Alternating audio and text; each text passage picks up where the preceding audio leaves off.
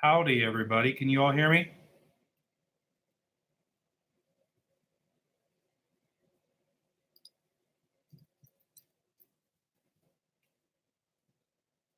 Okay, cool.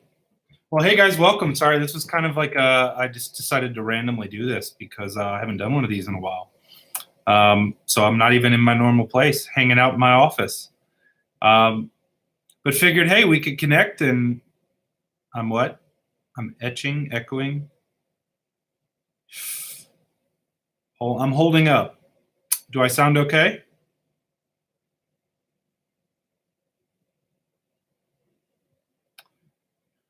Well, so let me kind of read back, guys. Feel free to throw in like any comments, any questions that you have. I'm happy to answer whatever it is.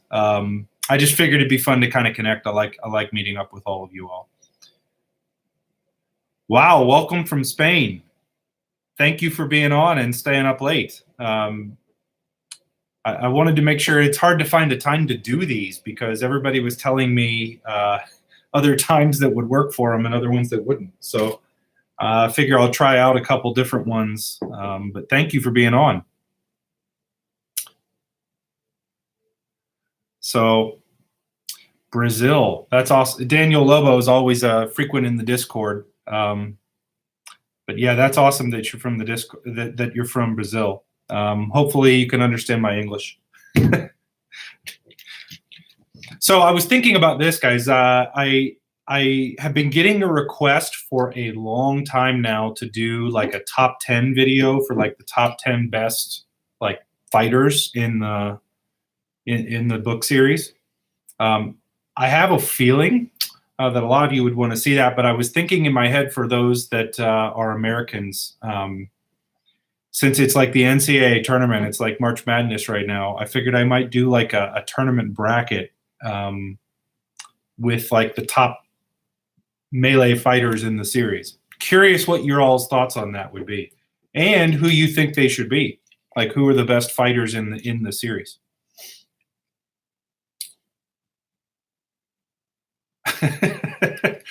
Okay.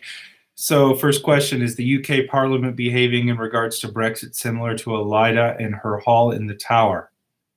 It's absolute and absurd chaos. I would say that Elida actually had more control over the hall of the Tower than what's going on with Brexit right now. Now, I'm not British, but from what I can follow, Elida may have been a little bit more in control than that.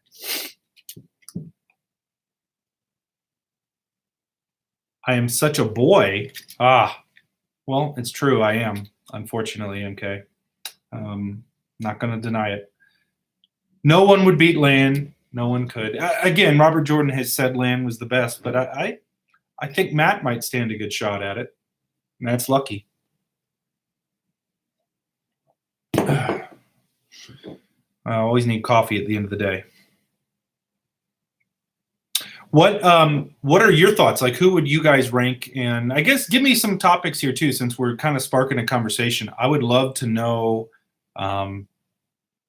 what videos you guys want to see. I have like my next 3 or 4 are totally planned out right now for what I wanted to get out. I was traveling for a while, and so my video output has been kind of crappy here lately. But I would love to see some new ideas and things that you guys maybe want me to hit on, and more than likely, it's already on my list, but I wouldn't mind seeing them. Question from Noel. Hey, from Canada. Thank you for tuning in from Canada. Question for you. If there's one plot character arc that you would change, what would you change and why?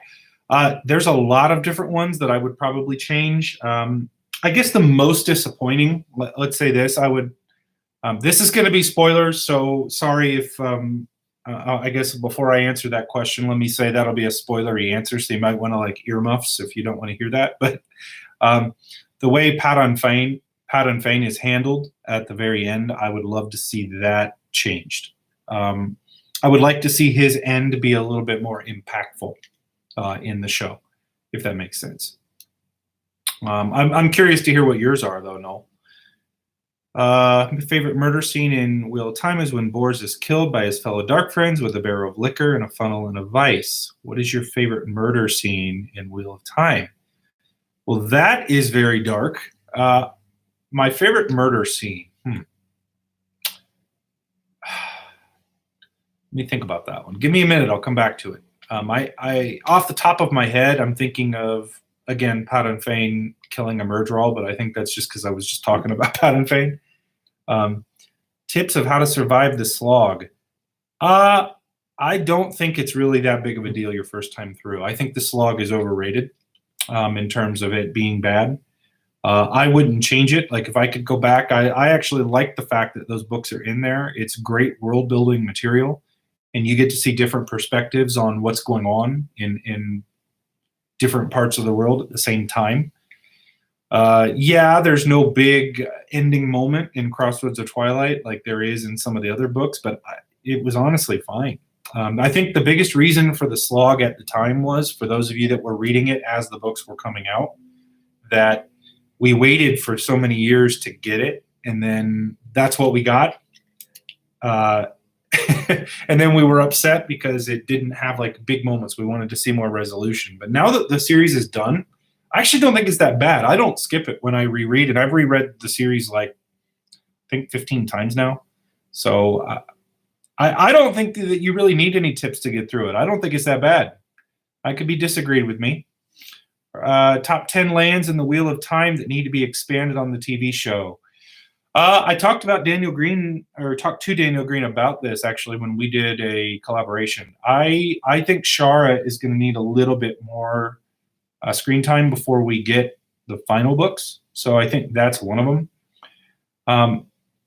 I think we need to see something of the Shan-Chan homeland. I think just to set up context, I think that would be cool. And I think we'll see a little bit more of the Age of Legends. So I don't know that I'll give you a top 10, but that might be right 3 off the top of my head. I think we'll see some more flashbacks to the Age of Legends, which I think will be kind of cool.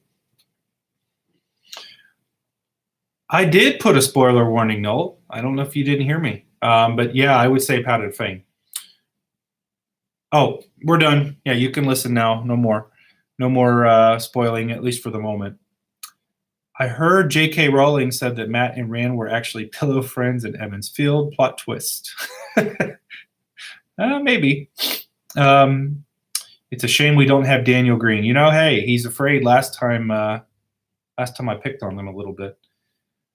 Maybe a theory video of what happens after the last battle. It's not a bad thought, kind of summing that up. I usually do that when I do my cultural analysis videos. I usually do a section on what happens to that culture afterwards. But it might not be a bad video to do all of them, you know? Let me see. What else do we got here? Would be interested in a nation correlation between Wheel of Time and the Real War, like Andor, England. Yeah, that's something that Robert Jordan actually did in a couple of interviews. Like, obviously, none of the different cultures are like totally based on one or the other, but there are some definite themes for a lot of them. You know, just like you said, Andor, England, Tyr is Spain. You get Ilion as kind of the Netherlands. So yeah, that might not be a bad video to do. Tip is to do the audiobooks. Yeah, guys. Not to keep plugging this, but if you have not listened to the audiobooks, especially for the Wheel of Time, I highly, highly, highly recommend it. It's a totally different experience. Even if you've read the books, I just can't recommend it enough. So I do have that link. If you've got your own Audible account, go for it. But if you want to get that, I've got a link that we can get you a free audiobook. Could the Age of Legends be a spin-off series? I doubt they'll do it, Daniel.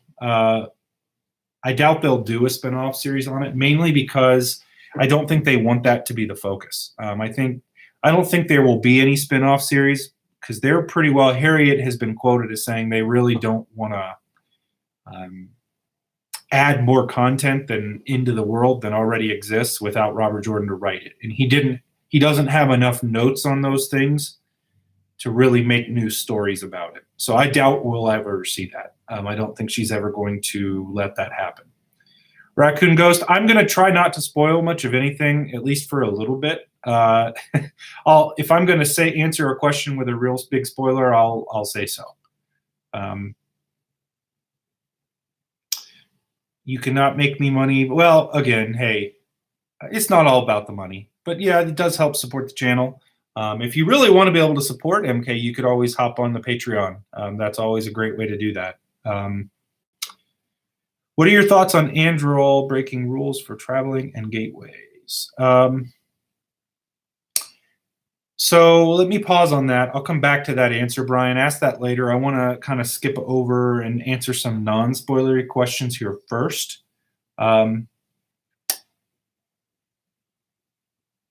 How were you introduced to the Wheel of Time, and do you remember your reaction when you finished the series for the first time? Great, great, great question. So how was I introduced? Here was my story. So I was a freshman in college. This is in 2001. So if you want to put together how old I am, there you go. But what I was doing, I was going through and looking through. My dad had a whole bunch of old books that he had bought at a garage sale, and he had them in a cardboard box. I was kind of helped cleaning up the basement at my parents' house or something. And I was going through the box, and there was Eye of the World. There was a really beat up copy of the Eye of the World in the middle of that box. So I picked it up, and I had read a bunch of other fantasy series up to that time. I always kind of liked it, but thought, I'll pick this up, I'll read it. The cover looked interesting, so I started reading it just to, I wasn't planning on reading the book, I should say. I started reading the first couple chapters just to see what is this book. And I kind of got hooked on it, honestly. And so I finished the series. So I started reading the series before, it was right around the time, right before Winter's Heart came out. So book, whatever that is, book 9. Right before that is when I picked it up. So what was my reaction to it finally being finished? Well, to give you an idea, I pre-ordered the book. I got it, and I read the entire thing. For those of you who haven't seen A Memory of Light, it's like that thick. I read the entire thing in about 8 hours. And I was it was a very bittersweet feeling for having that be over, because it had been something that had been a part of my life for a while. I had been pretty invested in it. I had reread the series a bunch of times up to that point. And so that was my reaction to it, as I was really, really, it felt good to have the complete story. I was satisfied with the ending for the most part. I was satisfied for the way it ended up. But I was upset that there weren't going to be any more. I really wanted there to be more content. Some people are put off by the fact of how long the series is. I was excited. I wish there was more content to read. Hey, 1 second here. Sorry, still kind of working. Okay, so what other questions we have here? Brandon Sanderson would be interested in finishing off a new spring saga. No, I don't think he would. Number one, I think his writing career has taken off to the point that I don't think he's got time for it.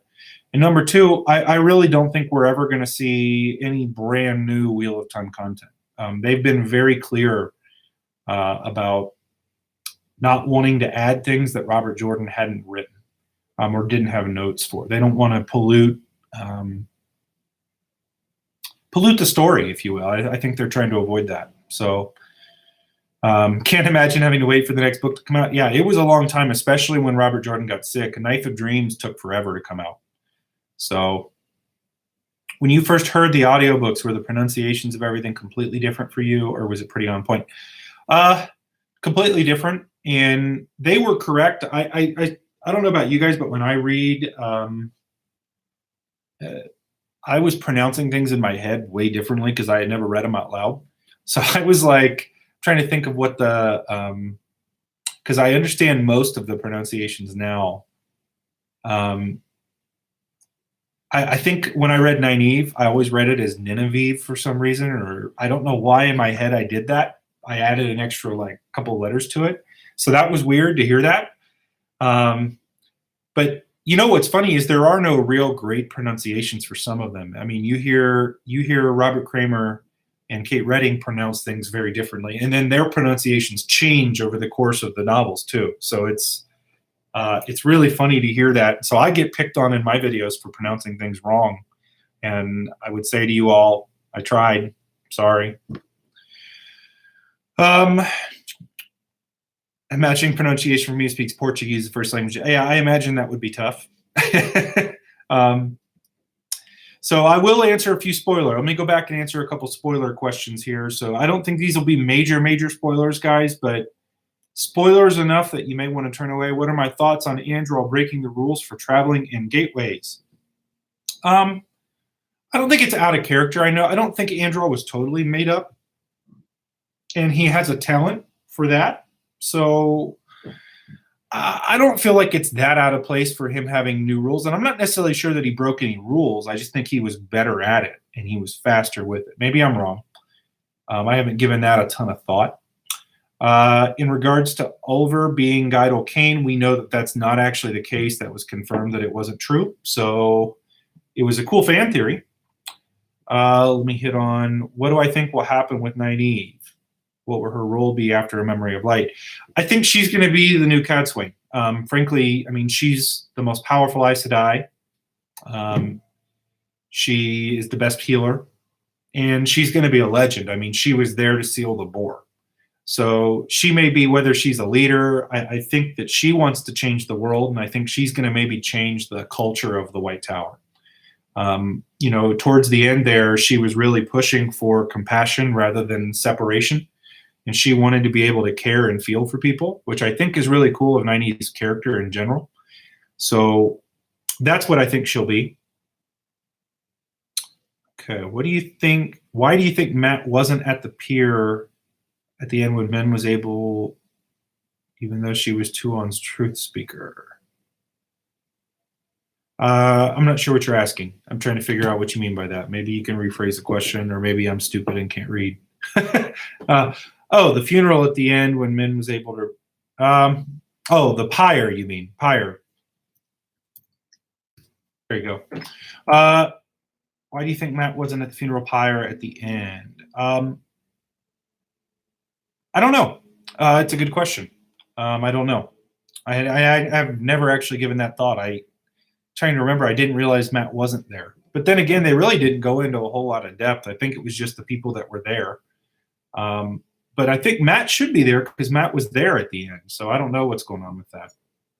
I don't know. What? Who are you? Who do you guys want me to do a character profile on here in the near future? Like, who would you guys love to see that of?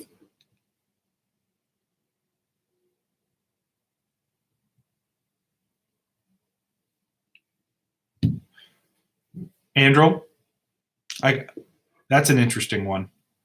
Thanks, Jonathan. I appreciate it, and I love the Scotland. I love that. I want to visit there actually. You've been involved in any other Wheel of Time online communities, and do you have any recommendations for your viewers on communities to be involved in? Character profile on Catswain. Yeah, that's actually one of the ones I want to make is a Catswain. I think Catswain is a hated on character that maybe doesn't deserve the hate that she gets sometimes. Have I ever been involved in other Wheel of Time communities? Yeah, I was very involved in the old Wheel of Time Mania or Watt Mania. That was an old website that was absorbed into Dragonmount. So I was very involved in that for a while. I'm in Daniel Green's Discord. But most of you on here already know about Daniel Green. So there's a couple different Discord servers that you can get in for, like the Black Tower podcast, the White Tower podcast. There's a bunch of different podcasts about the Wheel of Time now. Love to see more people involved in that. Dragonmount has a pretty healthy forum community, so if you want to be a part of that, that's a good place to be. I was disappointed in the Tinker and Song plot. Were you? Not really. Just from here on out, guys, we're going to say the rest of this is going to be straight up spoilery. So I'm going to not worry about spoilers too much, but they never really resolved the Tinker and the Song plot. That was left deliberately open. So I don't know that that was ever something that they intended to resolve. They just wanted it to be out there and leave that up to us. How can you top Bella? Hopefully you guys got a couple people thought that was like really serious, my Bella character profile. Some people like gave reactions to that. That was my most disliked video to date. Which I'm thinking in my head, people, how can you not know that I'm joking with that? I agree with a bunch of these different suggestions on character profiles, guys. I'm kind of excited to do a bunch of them. I feel like I'm doing all female characters, so I need to do a male character here soon. Do you think Amazon will make Wheel of Time edgy or darker in tone than Lord of the Rings to set the shows apart? Or do you think the Tolkien-ness of Emond's Field will be carried through the whole series? No, see, this is actually a video I thought about making. I addressed this in a video, but I'm going to repeat this. Again, some people get upset when I make my opinion on this, but I just don't know how. I understand where the thought process that the Wheel of Time is kind of PG rated comes from. I understand that because there's no F-bombs. Nobody's, they're not dropping swear words every other word in the series. And there's no explicit sex in the sense that they describe it like exactly what's happening. But I do not know how, for the life of me, people get the idea that this is a PG book series. It is the most violent book series I've ever read. If you're really reading into what's happening, like people's heads are literally exploding. There's torture. There's rape. There is more nudity than most TV shows out there. Most movies. There are entire cultures that are pretty much nude the whole time. So, do I think? I think they're going to do a very big disservice if they make the whole series very lighthearted. I'm thinking like the Chronicles of Shannara they did on MTV that was really bad. I really think they need to keep the darker tone because people want, whether you like it or you hate it, Game of Thrones is super popular, and that's what we want. That's what we want Wheel of Time to be, popular. They're not going to remake the show. They're not going to keep making it if it isn't popular. And so, like it, love it or hate it, that's going to be a part of this series. So my answer to that is I don't know how this isn't dark. I think it's incredibly dark. The first chapter reads like a horror story. And the things that Murdral do and that they threaten and there's straight up horrible violence. I don't think they're going to, one thing I don't think they're going to do, I don't think they're going to, like Raccoon Ghost just asked here, I don't think they're going to sexy it up in the sense they're going to have explicit sex scenes. I don't think that's just not true to the novels. But I don't think when sex does come along that they're going to hide it. Okay? So if that makes sense. I don't think they're going to hide that.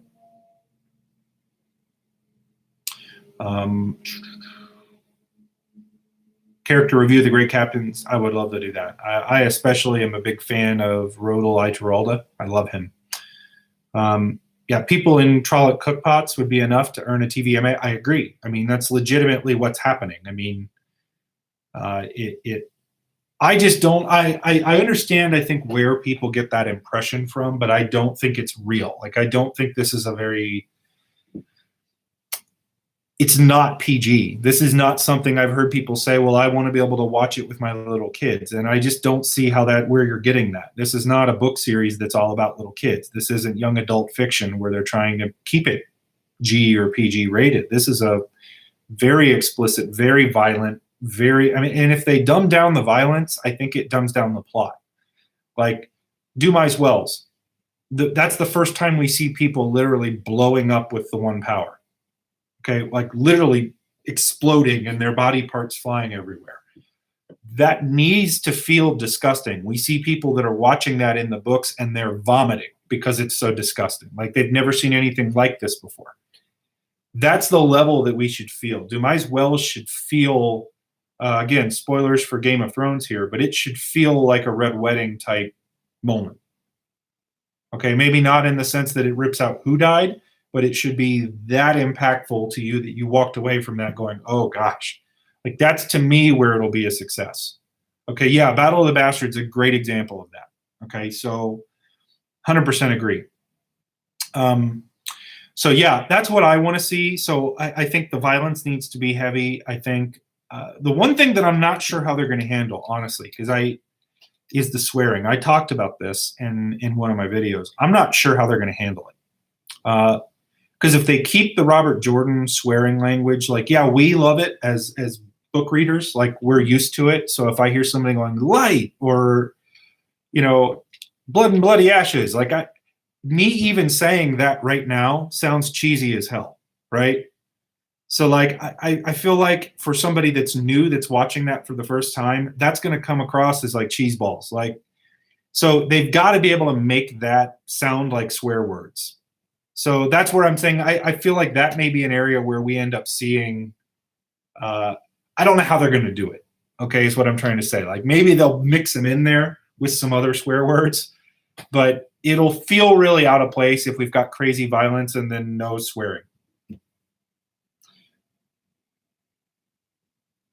Mother's milk in a cup. Yeah, that's one of my favorites. Hold on a second here.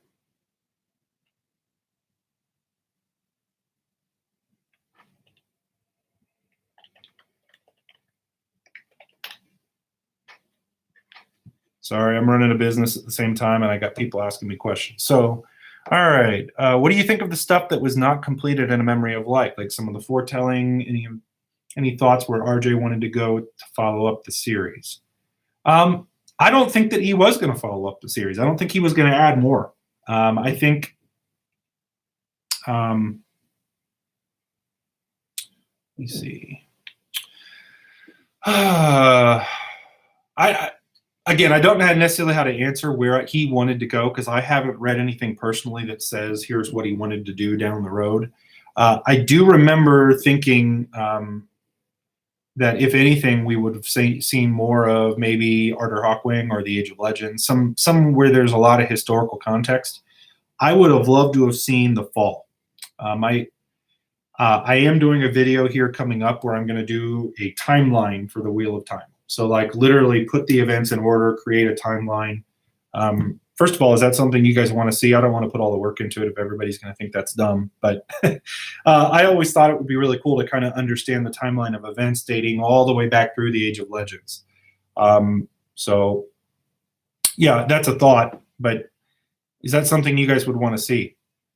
Matt and Tuon story. Yeah, there might have been more going back to Shan-Chan. I just don't know how interesting it would be. I don't know how interested I'd be in reading a book about Matt and Tuon and the Shan-Chan. So I'm not sure how much I would have wanted to read that. I mean, I would have read it, but I don't know how much I would have been super interested in it. Sort of like New Spring. New Spring is interesting. I like that it exists, but it's not something that I'm like super pumped about reading. Off the top of your head, were there any secondary, recurring, or one-book characters that were memorable for you? I loved Logain. I wish we saw more Logain. So I'm really hoping we see more of him in the show. I hope they make more out of him. Okay, after Memory of Light, will the captured Aes Sedai be recovered or will they stay Damani? Well, they stay Damani, I think. As far as I know, if they're given the choice. I think part of the piece is that they're given the choice if they want to come back or not. But that gets addressed in Avienda's future viewings about whether or not, kind of what she sees happening with the Aiel and the White Tower, and they end up fighting. So I don't think we know exactly what's going to happen there, but I think part of the deal is that any Aes Sedai that were captured could come back if they wanted to. They can keep Elida. Tomanis was my favorite side character. I agree, but frankly, I'm not. One of the failings, I think, of Brandon Sanderson's awesome. So don't hear me. I want to make sure everybody hears this. I love Brandon Sanderson's writing. I love how he finished The Wheel of Time. I thought he turned Tomanis into a side bumbling, like comedic relief almost. Like I feel like the interactions he had with Matt were kind of stupid. That's kind of my thoughts on that. Is I felt like it was like they were trying to play him off like it was comedic relief. My impressions on Brandon Sanderson's writing, not just in Wheel of Time, but in general, he writes in a very, I would call it cinematic way, where I feel like he writes with a visual in mind of television. Like I feel like that's how Brandon Sanderson writes. This is just my opinion, but I feel like his books are written in a way that they could translate very well to television. So he makes jokes that would come across well on TV, or where you're trying to endear characters. And I think he did that in the Wheel of Time books that he did. Yeah, I agree on Logain. So yes, favorite one-book character was Lord Ingtar. Yeah, I'm excited for that. They'll have to make that Sean Bean for certain. I think he'd actually be good at it anyway. Would any of the Damani Aes Sedai choose to remain Damani? Yes, they would if they were broken.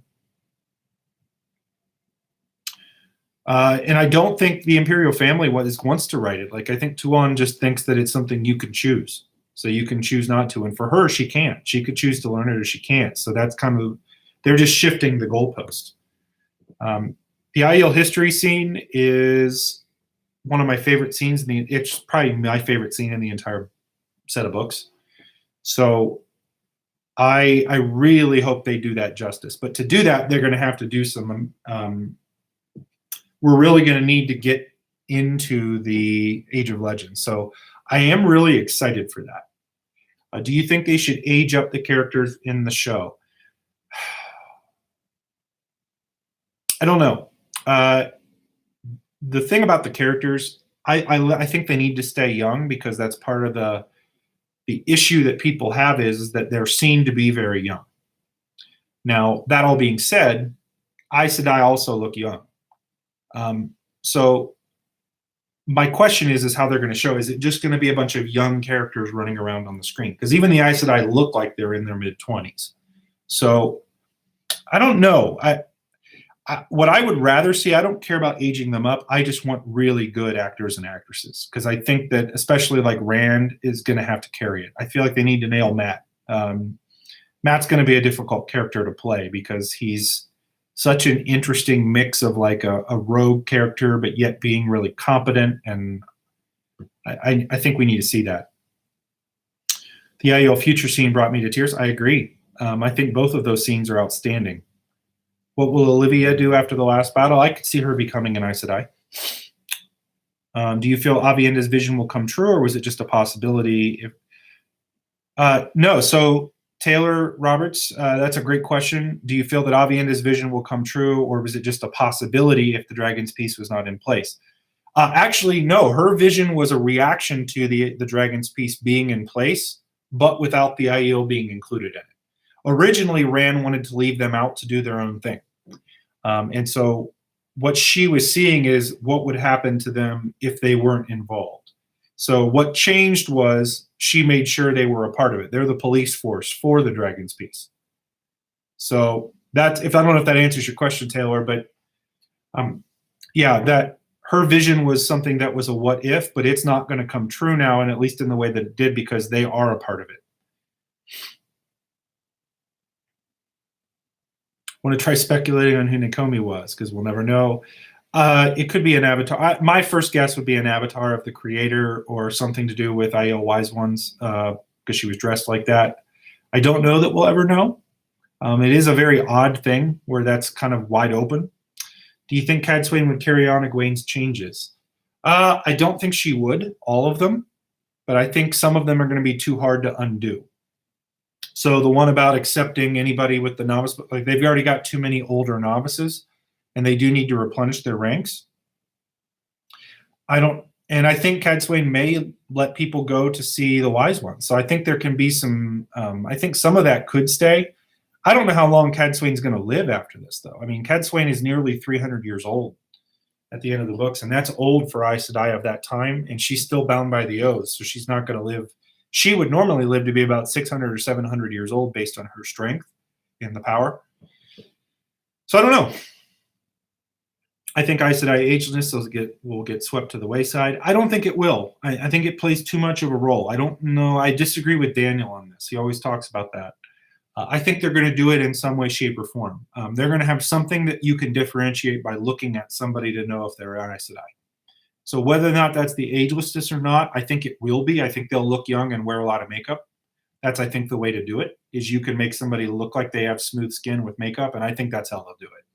I don't think they're going to do CGI or anything crazy. Will Cadsuane and Sorilea go out to party regularly after Memory of Light? I think they're going to carry their bond through. I think they trust each other. Do I think Loyal is going to be included in the show? Yes, I do. I originally thought that would have been a very easy cut. I thought cutting out the Ogier would have been very easy to do. But Rafe released a comment with basically was in one of his tweets where he said they were working on a part where it said "Glory to the Builders," which is the Ogier. So he made a reference. So I think the Ogier are in. I think that's something that's in there.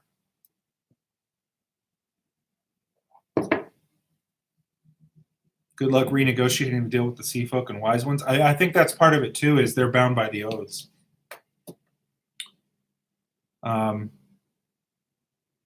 Yep, I think Loyal will be in there. I really do. I don't know how they're going to shoot him, but I think he'll be in there. Which here's the bigger point going on there, and here's kind of what I'm encouraged for, guys. I really think they're making an effort to make this very, very much like the books.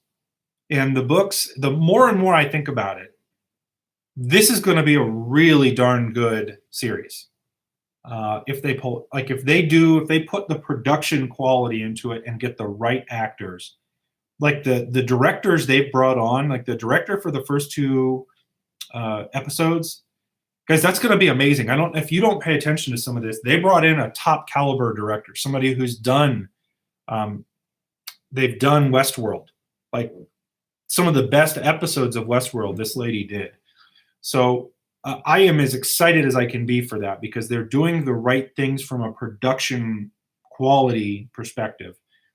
And they haven't announced budget or anything. So that is one thing that I did a video on the budget. So if you have not watched that video, I recommend, obviously, I want you to watch my channel, but I recommend watching the budget video if you want to get a feel for how Amazon does their budgets and how they do their,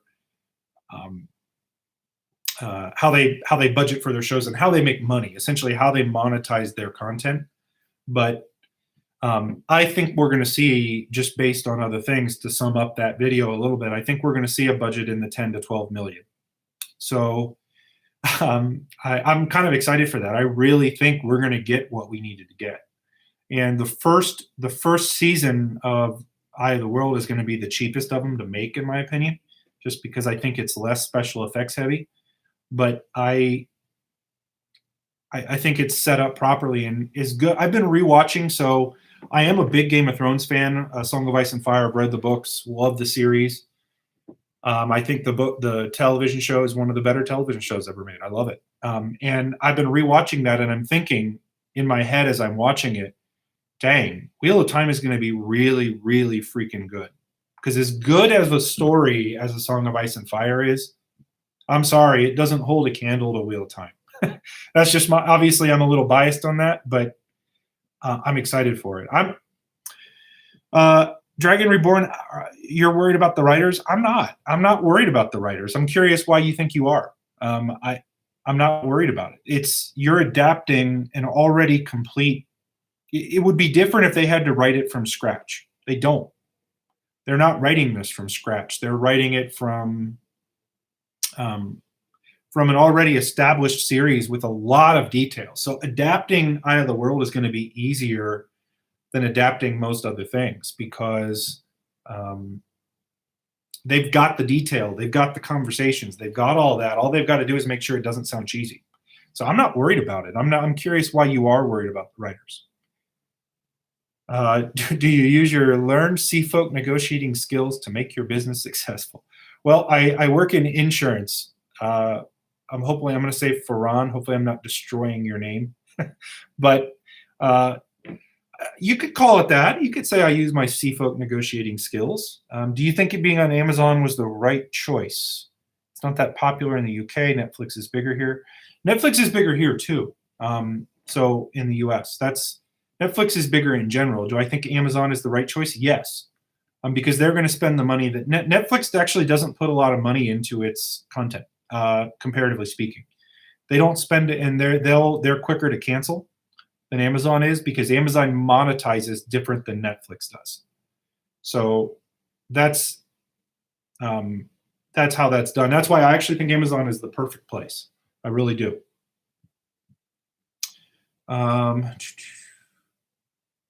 The lady who wrote for The 100 wrote some of the coolest episodes in the show and the most effed up. I've only watched a couple episodes of The 100, so I'll have to check that out. You said my name so much better. Well, I appreciate it. I wish I could hear you pronounce it, but hey, I try to be cultured. Netflix is just about bankrupt as well. I'm not sure about that. Netflix is doing really, really well. I'm not sure they're anywhere near bankrupt. Those streaming services are making money hand over fist right now. Do you have any guesses what the land of Badman is? I think it's Australia. But any top 3 hopes and wishes for the Wheel of Time show? I hope they nail the channeling. I hope they nail the sword fighting, and I hope they keep it dark. I hope they do it because I think the book is dark. So I want them to keep it that way.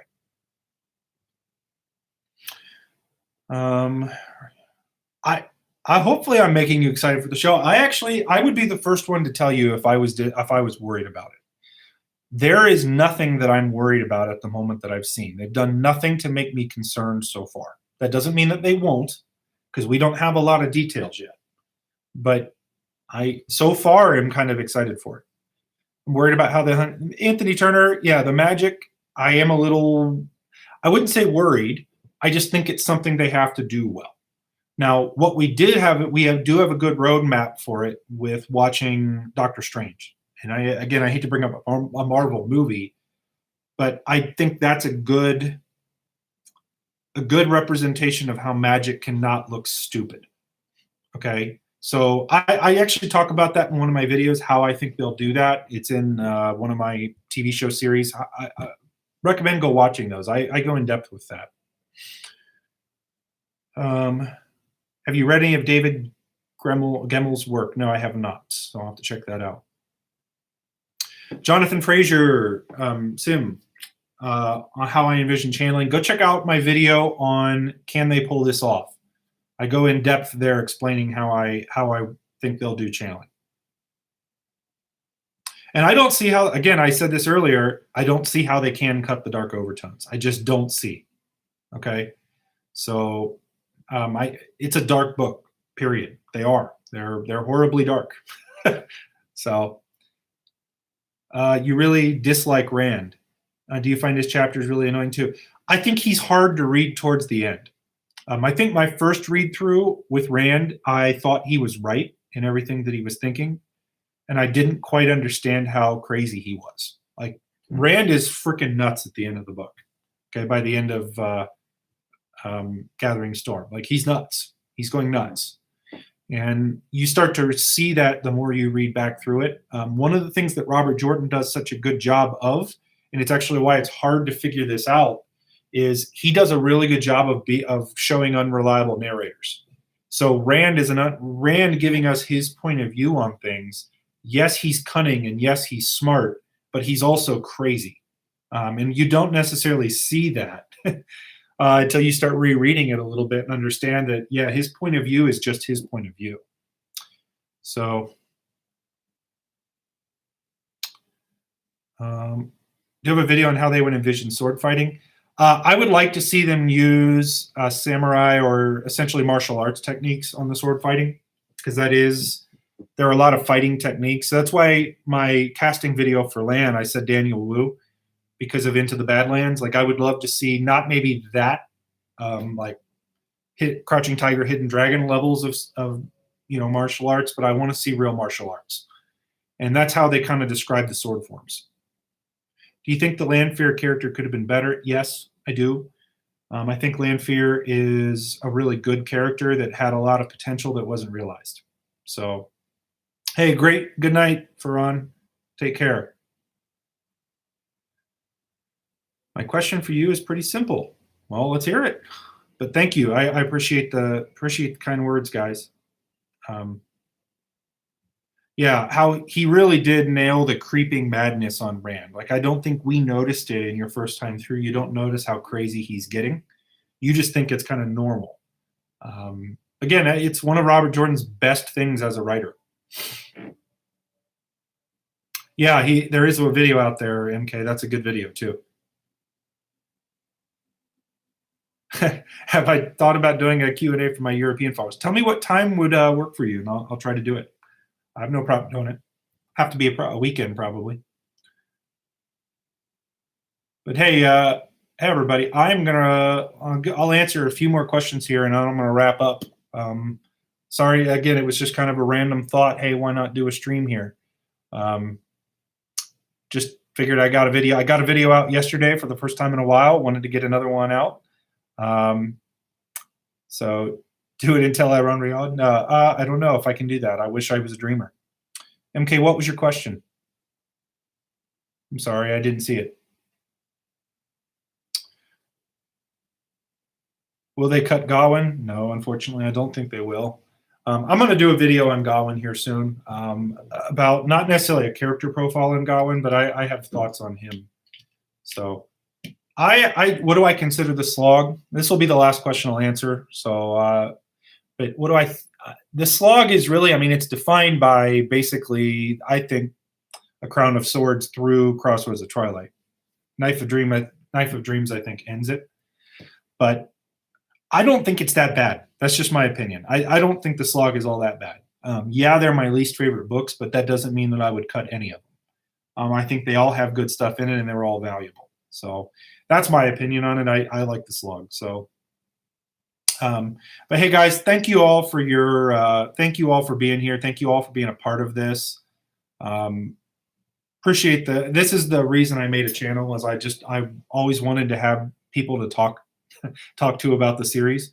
So it's exciting to actually have that for you all. And if you have not yet, check out my Patreon, like and subscribe, watch my videos. I appreciate it. It helps me keep doing this, even though I don't have a ton of time for it. But I'm looking forward to JordanCon. So hopefully some of you all will be there too. But hey, guys, peace out.